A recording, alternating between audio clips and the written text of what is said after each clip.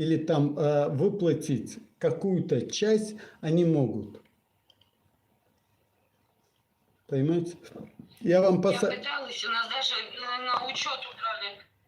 Учет на квартиру у нас даже убрали с нашей области. Да, но вот именно какую-то помощь могут дать.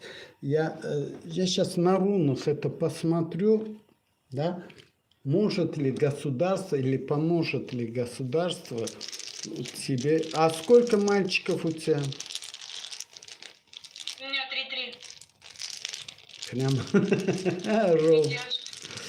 Так, сейчас. Да, 3 девочки, мальчика.